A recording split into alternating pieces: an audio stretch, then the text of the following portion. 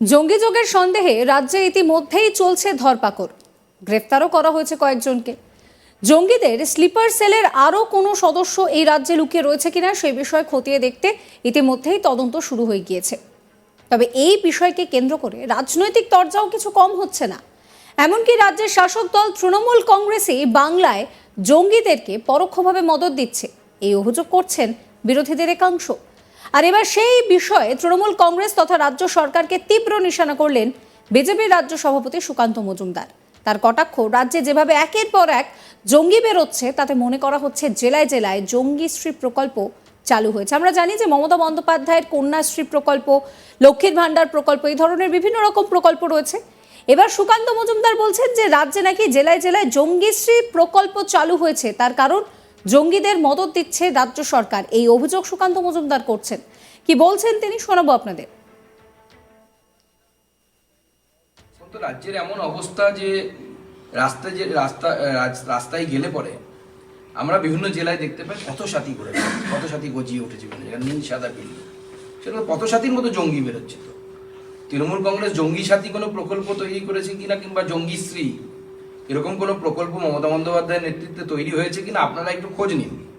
যে হারে জঙ্গি বেরোচ্ছে, আমার তো মনে হয় এরপরে জেলায় জেলায় জঙ্গিশ্রী প্রকল্প এগুলো চালু হয়েছে, এবং কাউকে হয়তো জঙ্গিশ্রী অ্যাওয়ার্ডও দিতে হবে। তৃণমূলের কোন নেতা, শওকত বাবু বেশি করছেন না অন্য কোথাও শেখ শাহজাহান বেশি করছে, বা মালদা জেলার বক্সি সাহেব বেশি করছে, নাকি মুর্শিদাবাদের হুমায়ুন কবির বেশি জঙ্গি বের করতে পারছেন, তার উপর নির্ভর করে জেলায় জেলায় কম্পিটিশন হয়ে জঙ্গিশ্রী উপাধি দেওয়া উচিত এই সমস্ত তৃণমূল কংগ্রেসের নেতাদের। সুকান্তদা, সেটা হচ্ছে যে গতকাল আপনি জানেন যে অসম স্টেট তাদের যে প্রভাব চালাচ্ছে জঙ্গি ধরার জন্য, তাতে শাহিনুর ইসলামকে গ্রেপ্তার করেছিল অসম এসটিএফ। তাদের কাছ থেকে একটি বই উদ্ধার হয়েছে, যে বইটা লিখেছিল 2020 সালে বীরভূম থেকে ধৃত আরেক জঙ্গি, তার নাম হচ্ছে নাজি মোল্লা। তিনি বীরভূমেই ছিলেন এবং বীরভূমে বইটা লিখেছেন। এর পাশাপাশি এই অসম এসটিএফই যে 10 জনকে আগেরবার ধরেছিল, তার মধ্যে 3 জন বাংলায় ঘাঁটি করেছে। এই বারবার বাংলা যোগ উঠে আসছে, কি বলবেন? দেখুন, বাংলা, আমি এর আগেও বারবার বলেছি, আমি আবার রিপিট করতে বাধ্য হচ্ছি, বাংলা ভারতবর্ষের ইন্টারনাল সিকিউরিটির জন্য পশ্চিমবঙ্গ, মমতা বন্দ্যোপাধ্যায়ের নেতৃত্বে পশ্চিমবঙ্গের প্রশাসন বাংলাকে ব্যবহৃত হতে দিচ্ছে, এবং এর পিছনে ট্যাসিট আন্ডারস্ট্যান্ডিং আছে।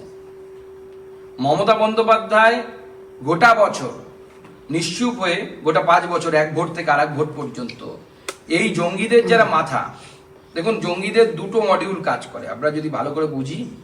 একটা হচ্ছে তাত্ত্বিক মডিউল, অর্থাৎ যারা মাদ্রাসাতে বিভিন্ন ওয়াজ মেহফিলে এই ধরনের বক্তব্য পেশ করেন, যার মাধ্যমে যুবকদের রেডিকালাইজেশন হয়, যুবকদের মধ্যে উগ্রপন্থী হওয়ার অনুপ্রেরণা এরা যোগায়, যেমন আমরা জাকির নায়েকের ক্ষেত্রে দেখেছি।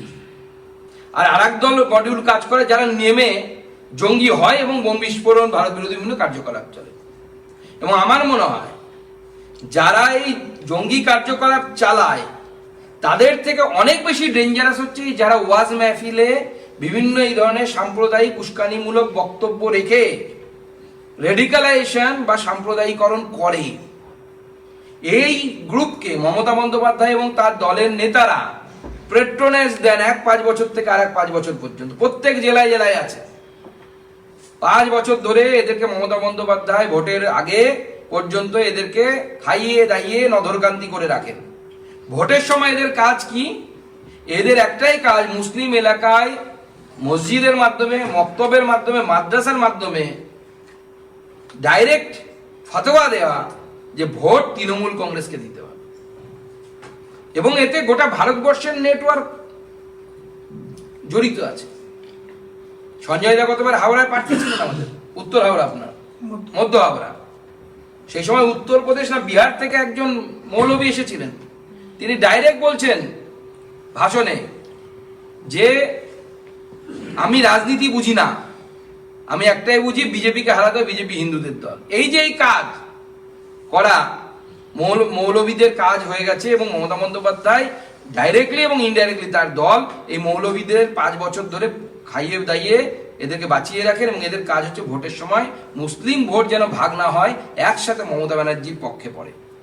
এই যে ট্যাসিট আন্ডারস্ট্যান্ডিং, টেবিলের তলে লেনা দেনার যে চক্র মমতা বন্দ্যোপাধ্যায়ের সাথে মুসলিম উগ্রপন্থী মানসিকতার কিছু মানুষের, সেটা বাংলার মানুষ যত তাড়াতাড়ি ধরতে পারবেন, বাংলার হিন্দুদের জন্য, বাংলার সত্যিকারের সেকুলার লোকেদের জন্য, তার মধ্যে মুসলিমরাও আছেন, কিছু শিক্ষিত মুসলিম সমাজের একটা অংশ আছে বলে আমি বিশ্বাস করি, তাদের সকলের পক্ষে মঙ্গল।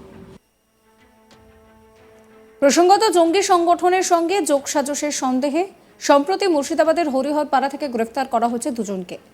আর সেই ঘটনার রেশ কাটতে না কাটতে দক্ষিণ 24 পরগনার ক্যানিং থেকে জঙ্গি সন্দেহে গ্রেফতার করা হয় আরও এক ব্যক্তিকে।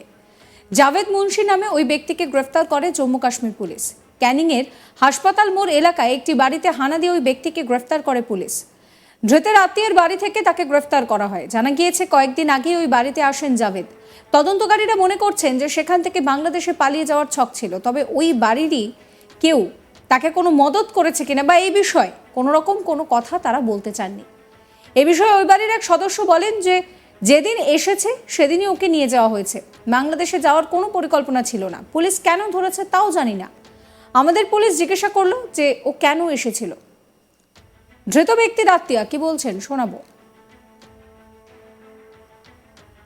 कुछ नहीं, जिस दिन आया उसी दिन उसको उसी दिन बोलते थे। बांग्लादेश जाने का कोई इरादा था? नहीं क्या, कोई बांग्लादेश जाने का? नहीं।